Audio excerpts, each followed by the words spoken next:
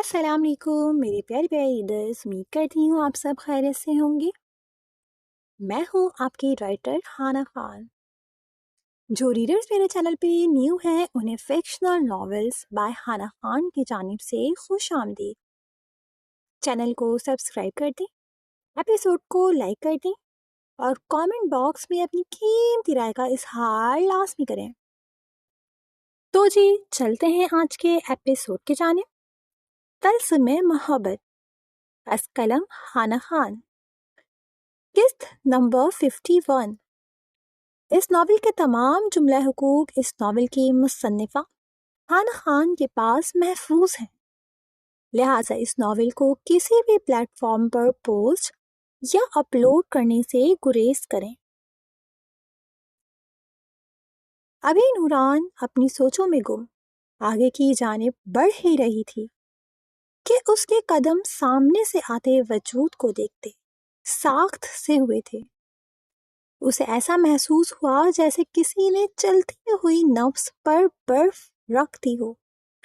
وہ چہرہ جو ابھی گلاب کی طرح کھل رہا تھا، لبوں میں سفید پڑ کر ایسا لگا کہ جیسے کسی نے زرد رنگ اس کے چہرے پر مل دیا ہو۔ اس کی شہد رنگ آنکھیں جو اتنی محبت، عزت اور مان پا کر چمک رہی تھیں، اب ان میں بیک وقت خوف اور دہشت نے ایسا ڈیرا جمایا کہ وہ پلکیں جھپکانا تک بھول گئی۔ اس کے لب جن پر لگی لائٹ پنک لپسٹک اس کی مسکراہٹ کو چار چاند لگا رہی تھی، اب کسی سوکھے پتے کی طرح بری طرح تھر تھرا رہے تھے۔ کیا میں پکڑی گئی؟ اس کے لبوں نے بے آواز سی جنبش کی، مگر حلق سے کوئی لفظ نہ نکل سکا۔ اسے اپنا وجود سن سا ہوتا محسوس ہوا، جیسے روح جسم کا ساتھ چھوڑ رہی ہو۔ اس نے اس وقت سامنے کھڑے شخص کی صورت میں اپنی موت کو انتہائی قریب سے محسوس کیا تھا۔ دوسری جانب نوران کے سامنے کھڑے بسام ملک کو جیسے اپنی بینائی پر شک سا ہوا۔ دل کی دھڑکن ایک دم سے تیز ہوئی، براؤن آنکھوں میں بے یقینی کے ساتھ ساتھ نمی بھی ٹھہری۔ محبوب کا دیدار ہوا تھا، اور وہ بھی ایک لمبے عرصے کے بعد۔ بسام کو اس گزرے ہوئے عرصے پر جیسے صدیوں کا گمان ہوا تھا۔ بسام کا دل مسرور سا ہو کر جھوم اٹھا تھا۔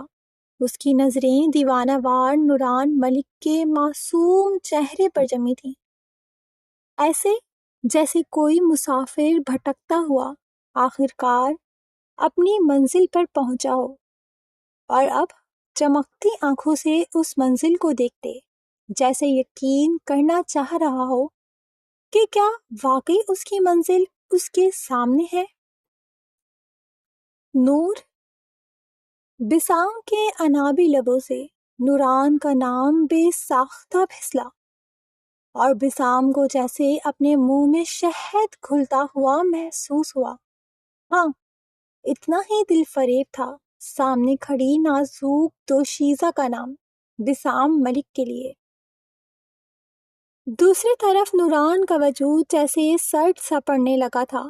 وہ خوف زدہ سی پیچھے کی جانب قدم اٹھانے لگی۔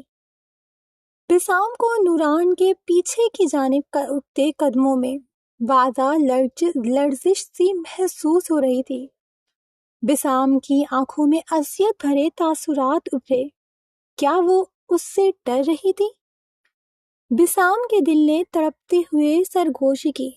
نوران کی شہد رنگ آنکھوں میں ٹھہرے خوف اور دہشت کے تاثرات دیکھتے بسام کا دل کیا ملک حویلی کے ایک ایک مکین کو قتل کر دے۔ کہاں سوچا تھا اس نے کہ دل میں بسنے والی وہ نازک دوشیزہ اس کی موجودگی سے خوف زدہ ہوگی۔ بسام کا اندر باہر جیسے بن جل کی مچھلی کی مانند تڑپ اٹھا تھا۔ بسام کی آنکھوں میں بے ساختہ ہی نمی سی اتری۔ نور، میری بات اس سے پہلے کہ بسام نوران کی جانب بڑھتے اپنی بات مکمل کرتا کہ نوران ایک دم سے پلٹی تھی اور پیچھے سے آتے ہوبرو شخص کے مضبوط اور چوڑے سینے سے جا لگی تھی اور بسام ملک کا وجود جیسے پتھر ہوا تھا۔ دوسری جانب شاویز جو اپنی ہی دھن میں تیز تیز قدموں سے فون کان سے لگائے لاؤنج میں داخل ہوتے راہداری سے گزرتے اس مخصوص کمرے کی جانب جا رہا تھا جہاں اس وقت ابتسام موجود تھا کہ سامنے کے منظر کو دیکھتے اس کے مضبوط قدم بے ساختہ تھمے تھے۔ جہاں بسام ملک نم آنکھوں میں ڈھیروں کرچیاں لیے کچھ فاصلے پر کھڑا تھا، اس کی نم آنکھیں اس وقت اس نازک دوشیزہ پر جمی تھی جس کی پشت شاویز کی جانب تھی، جو سر پر اچھے سے دوپٹہ لیے بت بنی کھڑی تھی۔ یکلت شاویز کے نقوش بری طرح سے تنے تھے۔ بسام ملک ان کے لیے غیر تھا، مگر بسام اور شاویز کے درمیان کھڑی یہ لڑکی کون تھی؟ شاویز کے ذہن میں سوال تیزی سے ابھرا تھا۔ اسے اس لڑکی پر شدید غصہ آیا تھا جو بسام کے سامنے بت بنی کھڑی تھی۔ اس سے پہلے شاویز کچھ بولتا کہ وہ نازک دوشیزہ تیزی سے مڑی تھی اور اس حسینہ کے چہرے پر نظر پڑتے ہی پہلی بار شاویز کا دل بری طرح دھڑکا تھا اور اس قدر شدت سے دھڑکا تھا کہ اس کی آواز شاویز کو اپنے کانوں تک آتی محسوس ہوئی تھی۔ غصہ جیسے پل میں جھاگ کی مانند بیٹھا تھا اور نکاح کے بعد یہ بھی پہلی بار ہی تھا کہ شاویز نے گلابی رنگ کے جوڑے میں سر سے پیر تک کسی نئی نویلی دلہن کی طرح سجی نوران ملک کو پورے استحقاق سے دیکھا تھا، مگر نوران کے سفید پڑتے چہرے پر نظر پڑتے ہی شاویز کے چوڑے ماتھے پر بل پڑے تھے، لیکن اس سے پہلے وہ اپنے لب وا کرتے کچھ پوچھتا کہ نوران جو خود اس کی جانب لرزتے کانپتے وجود کے ساتھ کھڑی دیکھ رہی تھی، وہ تیزی سے آ کر اس کے چوڑے سینے کا حصہ بنی تھی، جیسے شاویز شہروز کا حصار نوران ملک کے لیے واحد محفوظ پناہ گاہ ہو، جبکہ نوران کو یوں پوری شدت کے ساتھ اپنے چوڑے ورزشی سینے کا حصہ بنتے دیکھ کر شاویز کا دل اچھل کر اس کے حلق میں آیا تھا۔ تو وہیں سامنے کا منظر دیکھتے زندگی میں پہلی بار بسام ملک کے قدم بری طرح سے لڑکھڑائے تھے۔ اسے اس وقت ایسا لگا تھا جیسے اس کے دل کو کسی نے مٹھی میں بیچ کر مسل دیا ہو اور وہ بے جان سا کھڑا اپنے دل کو لہو لہان ہوتے دیکھ رہا ہو۔ بے ساختہ ہی بسام ملک نے گہری سانس لی، اسے اپنا سانس رکتا ہوا سا محسوس ہوا۔ سامنے کا منظر اسے اپنی آنکھوں میں کانچ کی طرح چبھتا ہوا محسوس ہوا۔ من پسند عورت کسی غیر کی پناہوں میں اس کے مضبوط حصار میں کھڑی خود کے لیے تحفظ ڈھونڈ رہی تھی۔ بسام نے شدت سے اپنے لب کچلے، اس شدت سے کہ اسے اپنے منہ میں خون کا ذائقہ گھلتا محسوس ہوا تھا۔ کیا واقعی سامنے کھڑا شخص نوران ملک کے لیے غیر تھا؟ بسام کے دل نے بری طرح کراہسی بھری تھی۔ نہیں، نوران ملک کسی بھی غیر کو خود کو ہاتھ لگانے نہ دے، کجا کہ وہ خود کسی غیر کی باہوں میں خود کو محفوظ سمجھے۔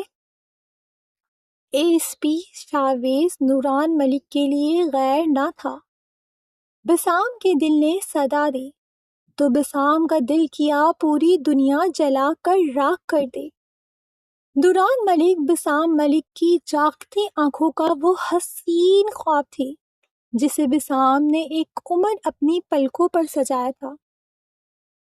اس خواب کی تعبیر کی دعائیں دل و جان سے مانگی تھیں، یہ نازک وجود جو اس وقت شاویز کے سینے سے جا لگا تھا، کوئی اس ظالم عورت کو بتاتا کہ وہ بسام ملک کی واحد خواہش تھی۔ بے ساختہ بسام کی آنکھوں سے آنسو پھسل کر اس کی دھاڑی میں جذب ہوئے۔ بے موت مرنا کیا ہوتا ہے، بسام ملک کو آج پتہ چلا تھا۔ بسام نے لڑکھڑاتے قدموں سے پیچھے قدم لیتے اپنا سینہ مسلا، جہاں اسے ٹھیسے سے اٹھتی محسوس ہو رہی تھیں۔ محبوب سے دستبردار ہونے میں اور محبوب کو کسی دوسرے کی پناہوں میں دیکھنے میں بہت فرق ہوتا ہے۔ بسام نے سختی سے اپنے لب بیچے۔ کاش وہ وقت کو پلٹ سکتا، کاش وہ نوران ملک کو اپنے نام کر کے جاتا، کاش، صرف ایک کاش تھا جو اس وقت صدا کی صورت بسام کے دل سے نکل رہا تھا۔ تو وہیں دوسری جانب بے اختیار ہی شاویز کے مضبوط ہاتھ نے نوران ملک کی کمر کے گرد اپنی گرفت مضبوط کی تھی، جبکہ نوران نے شاویز کے سیاہ کرتے کو ایک ہاتھ سے سختی سے اپنی مٹھیوں میں بھیجتے، جبکہ دوسرے ہاتھ کو اس کی پشت پر رکھتے، جیسے خود کو مکمل طور پر اس کے سینے میں چھپانا چاہا تھا۔ شاویز نے بھی لرزتی کپکپاتی نوران کے نازک وجود کے گرد گرفت مضبوط کرتے، اپنے حصار میں قید کرتے، سرخ نظروں سے بسام ملک کی جانب دیکھا تھا، اور بسام کی آنکھوں میں ٹھہری نمی اور ٹوٹے کانچ کی کرچیوں جیسے ادھورے خوابوں کو دیکھتے شاویز کے نقوش میں سرخی سی گلی تھی۔ وہ کیسے نہ سمجھ پاتا سامنے کھڑے شخص کی آنکھوں میں چمکتے جذباتوں کو؟ ایک عرصہ اس نے بھی تو یہی جذبات اپنی آنکھوں میں دیکھے تھے۔ یکلخت شاویز کی سرخ ہوتی نظروں میں ناگواری سی تیری تو نوران کے گرد اس کی گرفت مزید سخت ہوئی۔ اس وقت ایک الگ قسم کا جذبہ شاویز شہروز پر ایک دم سے حاوی ہوا تھا، جس سے وہ خود بھی انجان تھا، اور وہ جذبہ تھا حق ملکیت کا۔ اس کی پناہوں میں سمٹی عورت اس کی تھی، اس کی بیوی۔ شاویز نے نوران کے گرد گرفت مضبوط کرتے سرخ ہوتی نظروں میں واضح تنبیہ بھرے تاثرات لیے، بسام ملک کی آنکھوں میں دیکھتے اسے نظریں پھیرنے کی دھمکی دی، جس پر بسام ملک نے لب بیچتے اس دلفراش منظر سے نظریں پھیرتے بغیر کچھ کہے اپنے قدم لاؤنج کے دروازے کی جانب بڑھائے۔ اس کا مضبوط دل مزید اس منظر کو دیکھنے کا متحمل نہ تھا۔ اگر وہ مزید رکتا تو اسے یقین تھا اس کا دل پھٹ جاتا۔ نوران ملک اس کے دل کا روگ تھی، ایسا روگ جو وقت کے ساتھ ساتھ ناسور بننا تھا۔ حویلی کے پچھلے حصے میں آتے بسام ملک بری طرح سے چیخا تھا۔ اسے یقین تھا اگر وہ نہیں چیختا تو اس کا دل پھٹ جاتا۔ کیوں کیوں کیوں؟ بسام نے اپنے بالوں کو دونوں ہاتھوں کی مٹھیوں میں بھیجتے اوپر آسمان کی جانب دیکھتے چلاتے ہوئے کہا، اسے اپنے گلے میں خراشیں سی پڑتی محسوس ہوئی۔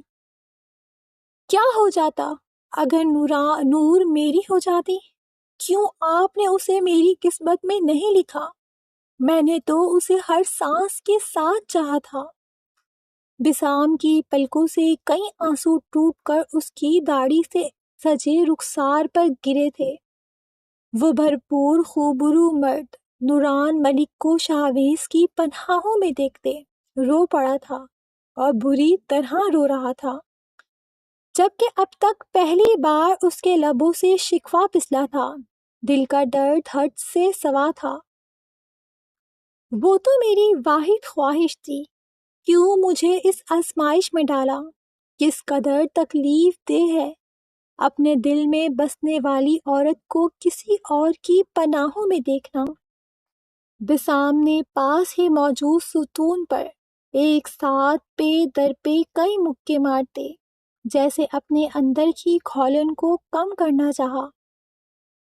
آنکھوں میں اب تک وہ منظر مرچی کی طرح آگ لگاتا محسوس ہوا تھا۔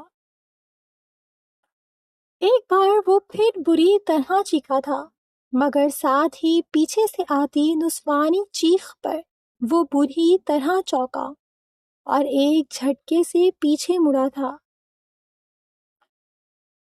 ریلیکس، کیا ہوا؟ نوران کو اب تک اپنے سینے سے لگے بری طرح لرزتے دیکھ کر شاویز نے نرمی سے اس کی کمر سہلاتے اسے پرسکون کرنا چاہا۔ وہ لے جائیں گے مجھے شاہ، وہ لے جائیں گے۔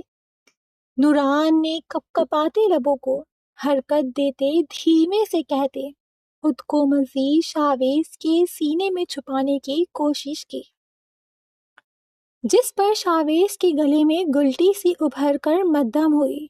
وہ جو نوران کو خود سے کچھ فاصلے پر کرنے کی کوشش کر رہا تھا، بے بسی سے لب بیچ گیا۔ یہ لڑکی اس وقت اس کا ضبط آزما رہی تھی، جبکہ اس کے لفظوں پر شاویز کے ماتھے کی رگیں تنی تھی، اور اس نے ایک جھٹکے سے ایک ہاتھ سے نوران کا چہرہ اپنے سینے سے دور کرتے اپنی آنکھوں کے سامنے کیا، ایسے کہ اس کا ہاتھ نوران کی گردن اور رخسار کے درمیان تھا، جبکہ ایک ہاتھ اب بھی پورے استحقاق سے نوران کے پہلو پر ٹکا اپنی گرفت جمائے ہوئے تھا۔ مسز شاویز، میں آخری بار بول رہا ہوں۔ شاویز نے کچھ جھک کر اپنے سینے تک آتے نوران کی آنکھوں میں اپنی سیاہ آنکھیں گاڑی ایسے کہ اس کی گرم سانسیں نوران کے چہرے سے ٹکرا کر اس کے رخساروں کو جلانے لگی، جبکہ شاویز کی سانسوں کی خوشبو نوران کو اپنی سانسوں میں گھلتی محسوس ہوئی۔ شاویز کا لہجہ دھیما مگر حد درجہ جنونیت اور تنبیہ بھرا تھا۔ کسی کے باپ میں بھی اتنی ہمت نہیں ہے کہ میری ملکیت میں موجود بے جان چیز کو بھی مجھ سے دور کرے۔ آپ تو پھر میرے نکاح میں موجود میری عورت ہیں، جس نے بھی آپ کو مجھ سے دور کرنے کی کوشش کی۔ یقین جانے اس کی 7 نسلیں بھی اپنے ہونے پر پچھتائیں گی۔ شاویز کا لہجہ عجیب ٹھوس جماتا سا تھا، جیسے نوران ملک ازل سے صرف اور صرف شاویز شہروز کی تھی، جبکہ نوران اپنا رونا دھونا، خوف اور دہشت سب بھول بھال کر شہد رنگ آنکھوں کو پھیلائے شاویز کا یہ نیا جنونیت بھرا اور حق جتاتا انداز دیکھ رہی تھی۔ اسے لگا جیسے اس کے گرد موجود حصار اب ناقابل تسخیر ہو چکا ہے۔ اب کوئی چاہ کر بھی نوران ملک تک نہیں پہنچ سکتا۔ نوران نے جیسے شاویز کے ایک ایک لفظ پر لبیک کہتے یقین کیا تھا۔ کیا بسام ملک نے آپ سے کچھ کہا ہے یا آپ کو ڈرایا دھمکایا ہے؟ نوران کو آنکھیں بڑی کی اپنی جانب دیکھتے پا کر شاویز نے اب کے نوران کی گردن کی پشت پر ہاتھ رکھتے اس کے چہرے کو مزید اپنے چہرے کے نزدیک کرتے سنجیدگی سے پوچھا تھا، جبکہ نوران ملک کا سفید پڑتا چہرہ شاویز کی اپنے چہرے پر پڑتی دہکتی سانسوں پر لمحوں میں سرخ انار ہوا تھا، اور اگلے ہی پل شاویز کی اس قدر نزدیکی پر اس کی گھنیری پلکیں لرزتے ہوئے رخساروں پر سجدہ ریز ہوئی تھیں۔ میں کچھ پوچھ رہا ہوں بیوی، شاویز نے دانت کچکچاتے نوران کے سرخ ہوتے چہرے کو دیکھتے ایک ایک لفظ چبایا اور اسے ایک نئے نام سے پکارا، ساتھ ہی ساتھ اس کی گردن کو جھٹکا دیتے اپنی جانب دیکھنے پر مجبور کیا تھا۔ اس کا دماغ اب تک بسام کی آنکھوں میں ابھرتی حسرتوں پر اٹکا تھا۔ شاویز کو اپنے وجود میں بھپڑ سے جلتے محسوس ہو رہے تھے۔ کسی غیر کی آنکھوں میں اپنی بیوی کے لیے جذبات دیکھتے شاویز کا دل کیا تھا بسام ملک کی آنکھیں نوچ لے۔ دوسری جانب نوران نے شاویز کی اس قدر سختی پر سسکی لیتے شقوے سے اس کی جانب دیکھا تھا، مگر شاویز کو اب تک خود کی جانب سرخ اور سلگتی ہوئی سوالیہ نظروں سے دیکھتے پا کر اس نے آہستگی سے نفی میں سر ہلایا تھا۔ تو پھر کیوں وائبریشن موڈ پر لگی تھی، جیسے کوئی بھوت دیکھ لیا ہو؟ نوران کے نفی میں سر ہلانے پر شاویز کے اندر اٹھتا ایک عجیب سا تلاطم، جیسے پل میں کچھ پرسکون سا ہوا تھا، ورنہ اسے یقین تھا اگر بسام نے نوران کو کچھ بھی کہا ہوتا تو آج خان حویلی سے بسام ملک صحیح سلامت نہ جا پاتا۔ میں ڈر گئی تھی، مجھے لگا میں پکڑی گئی، انہوں نے مجھے ڈھونڈ لیا، اب وہ مجھے واپس ملک حویلی لے جائیں گے، مجھے وہاں نہیں جانا تھا۔ نوران نے ترچھی نظروں سے پیچھے دیکھنے کی کوشش کرتے معصومیت سے کہا، جسے شاویز اس کی گرفت مضبوط کرتے ناکام بنا چکا تھا۔ نوران کا خود سے نگاہیں پھیر کر پیچھے کی جانب دیکھنا اے ایس پی صاحب کو بری طرح چبھا تھا۔ انہوں نے کیا ہوتا ہے؟ لالا بولو، شاویز نے چڑھتے ہوئے دھول جماتے لہجے میں کچھ روب سے کہا، جبکہ نوران نے شہد رنگ آنکھوں کو بڑا کر کے شاویز کی جانب یوں دیکھا جیسے کہنا چاہ رہی ہو وہ کیوں؟ جبکہ نوران کے یوں آنکھیں بڑا کرنے پر شاویز کی دونوں آئیبرو کے درمیان شکنیں سی پڑی۔ بولو؟ شاویز تو جیسے بضد ہوا تھا، جس پر نوران نے روحان سے ہو کر اس کی جانب دیکھا۔ وہ معصوم کہاں پھنس گئی تھی؟ لالا! بالآخر نوران نے ہار مانتے تھک ہار کر ہتھیار پھینکتے شاویز کی ضد پوری کی، جس پر شاویز کے تنے ہوئے نقوش کچھ ڈھیلے پڑے تھے۔ نام کے ساتھ بولو۔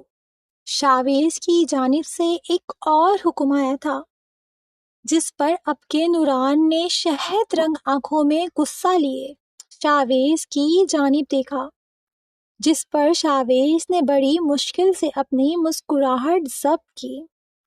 بسام لالا، بس!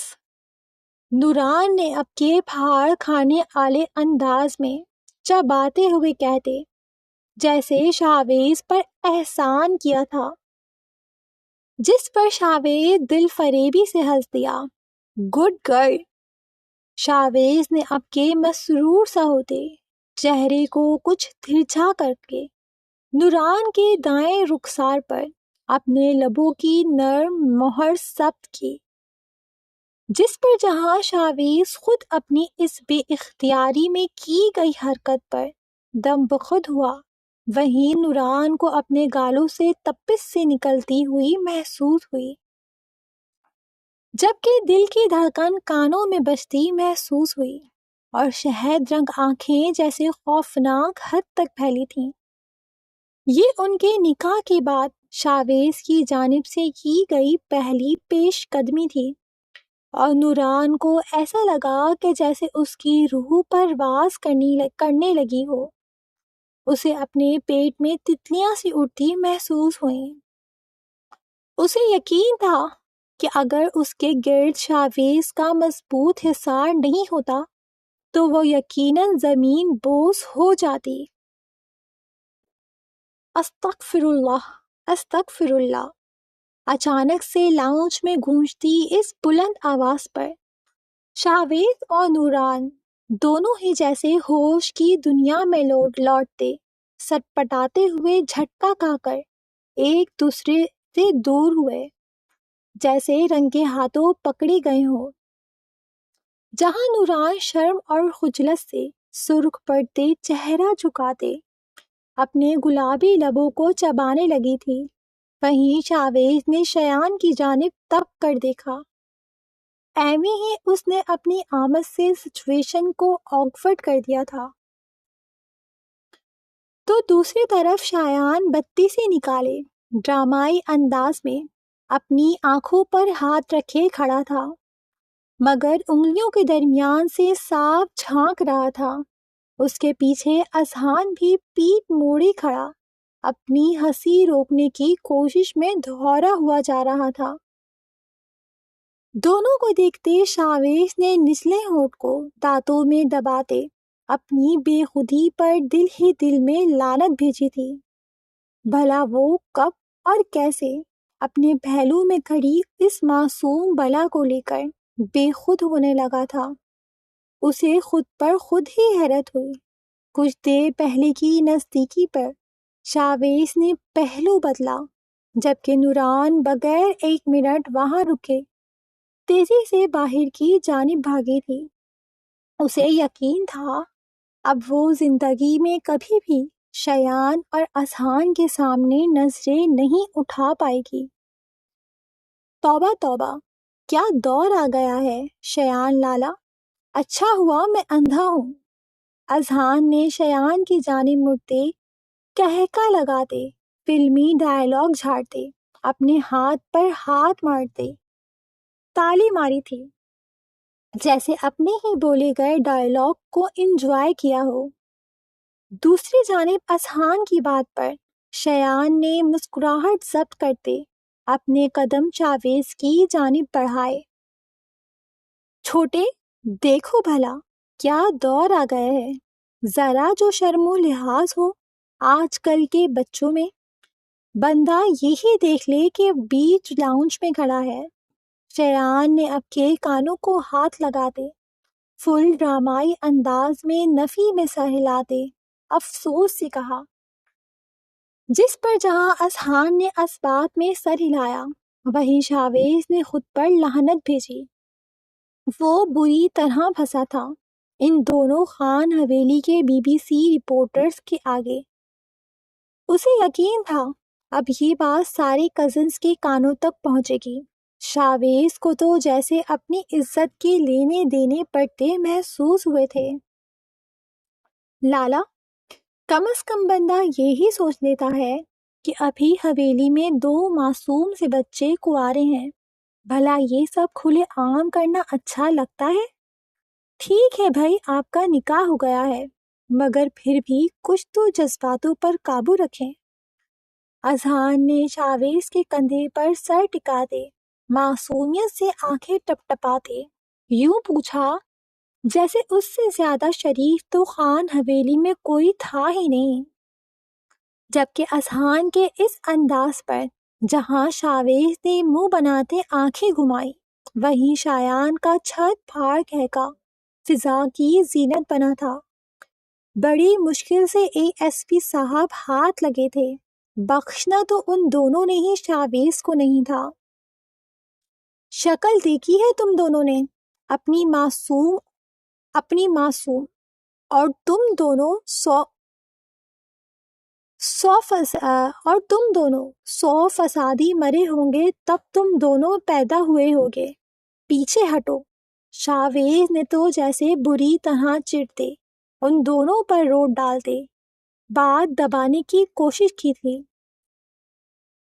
وہ کیا ہے نا سویٹ ہارٹ، وہ کہاوت نہیں سنی، سمندر میں رہ کر مگرمچھ سے بیر؟ Don't underestimate the power of Azhan and Shayan. Shayan نے ڈارک بلو رنگ کے کرتے کا کالر کھڑا کرتے اذہان کے ہاتھ پر تالی مارتے مغروریت سے کہتے، شاویز کو آنکھ بند کرتے صاف صاف دھمکی دی تھی۔ جس پر شاویز نے دانت کچکچاتے ہوئے ان دونوں کو گھونٹتے دھکا دیا تھا۔ نہ جانو، ایسے تو نہیں جانے دیں گے، ڈیل کرو، اس راز کو یہاں ہی دفن کر دیں گے، بس ایک چھوٹی سی اتو سی شرط ہے۔ اذہان نے فل زنانہ انداز اپناتے شاویز کے بازو میں ہاتھ ڈالتے اٹھلا کر کہا تھا، جس پر شایان جہاں کہکا لگا کر ہنس دیا، وہیں شاویز نے بھی بمشکل اپنی مسکراہٹ ضبط کی تھی۔ وہ لگ ہی اتنا کیوٹ رہا تھا۔ شاویز کو بے ساختہ اذہان پر پیار آیا تو اس نے اس کے سلیقے سے سیٹ کیے گئے بالوں کو ہاتھ سے بگاڑ دے اس کے ماتھے پر بوسہ دیا، جس پر اذہان نے نچلے ہونٹ کو دانتوں میں دباتے مسکراہٹ ضبط کی۔ ان بھائیوں کو ایسے ہی اچانک سے اذہان پر پیار آتا تھا اور انداز بچپن سے ہی کچھ ایسا ہی تھا۔ اوئے، مکھن لگانے کی ضرورت نہیں ہے، اصل بات پر آؤ۔ شایان نے اس خوبصورت منظر کو دیکھتے اذہان کو اپنے مشن پر آنے کا اشارہ کیا۔ بکو، کیا چاہیے تم نکموں کو؟ شاویز نے دل پڑا کرتے مغروریت سے جیسے کھلے دل سے ان دونوں کو آفر کی تھی، جس پر شایان اور اذہان نے شرارتی نظروں سے ایک دوسرے کی جانب دیکھا۔ زیادہ کچھ نہیں، بس وہ جو تیری پسندیدہ اسپورٹس کار ہے نا، جو شو پیس کی طرح کھڑی ہے، وہ ہمارے حوالے کر دے۔ شایان نے جیسے اپنے اصل مقصد پر آتے شاویز کے سر پر دھماکہ کیا تھا، جبکہ اذہان نے بھی شایان کی بات پر ہاں میں ہاں ملائی تھی۔ ان دونوں کا دل اس سیاہ رنگی اسپورٹس کار پر فدا تھا، حالانکہ وہ دونوں خود بھی لے سکتے تھے، مگر بات پھر وہیں آتی کہ ایسے مزہ نہیں آتا۔ دفع ہو اور اپنی گندی نظریں میری کار سے دور رکھو۔ شاویز نے اپنے بازو پر بچوں کی طرح جھولتے شایان اور اذہان کو جھٹکے سے خود سے دور کرتے تب کر کہا، جب سے اس نے وہ اسپورٹس کار لی تھی، ان دونوں کی گندی نظریں اس پر ٹکی تھیں اور اب دونوں موقع کا فائدہ اٹھانا چاہ رہے تھے۔ شاویز کے تو سر پر لگی تھی۔ ہاں، سوچ لے شاوی، پنگا لینا مہنگا پڑ سکتا ہے۔ اب کے شایان نے سنجیدہ تاثرات سجاتے اس قدر سنجیدگی سے کہا جیسے بہت اہم مسئلہ ہو۔ میں داجی کو بولتا ہوں کہ تو پھر دوبارہ سے زیان چاچو کے ساتھ آفس نہیں جا رہا، دیکھ پھر وہ تجھے کیسا سیدھا کرتے ہیں۔ شاویز نے بھی اب کے پینترا بدلا تو شایان ایک دم سے سیدھا ہوا۔ او میرے پیارے بھائی، ہم تو مذاق کر رہے تھے، تو سیریس ہو گیا۔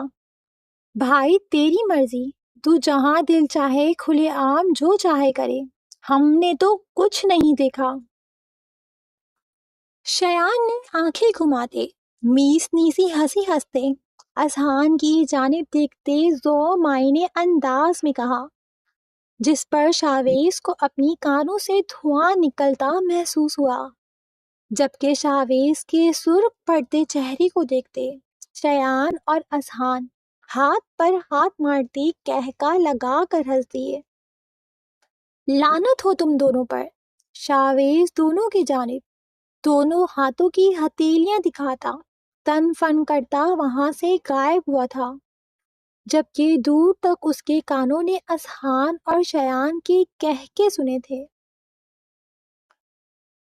بسام نے نسوانی چیک پر تیزی سے پیچھے مڑتے دیکھا تو چاند اور دور دور لگی فیری لائٹ سے آتی روشنیوں میں خود سے کچھ فاصلے پر ارہا کو کھڑا پایا، جو سہمی ہوئی نظروں سے بسام کی جانب ہی دیکھ رہی تھی۔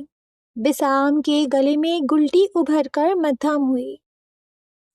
اس حقیقت سے وہ کیسے منہ پھیر سکتا تھا بھلا؟ بسام نے خود سے خود ہی سوال کیا۔ بسام، آپ ٹھیک ہیں؟ ارہا نے ڈرتے ڈرتے قدم بسام کی جانب بڑھائے، جس پر بسام نے گہرا سانس لیتے اپنے آپ پر قابو پایا اور اپنی نم آنکھوں کو سختی سے اپنے بازو سے مسلتے صاف کیا۔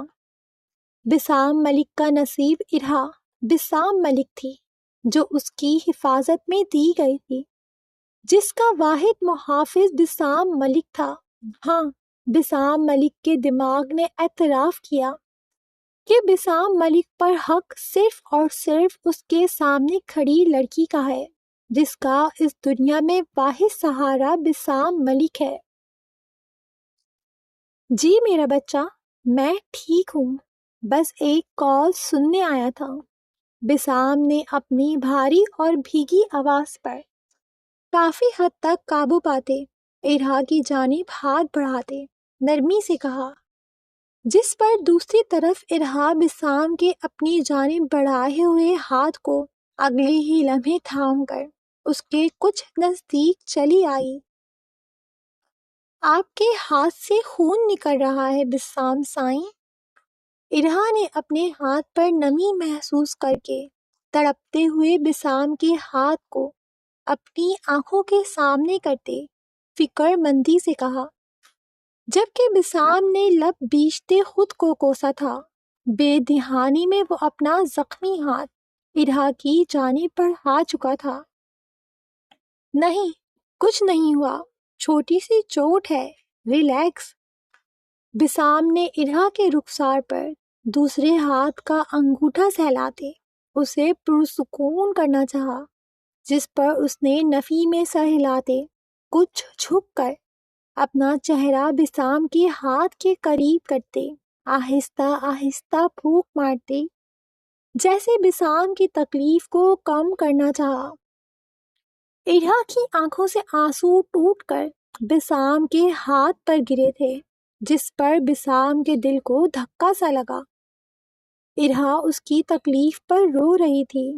نوران ملک کی چھبی جیسے بسام کے ذہن سے مٹنے لگی۔ کون نوران اور کیسی نوران؟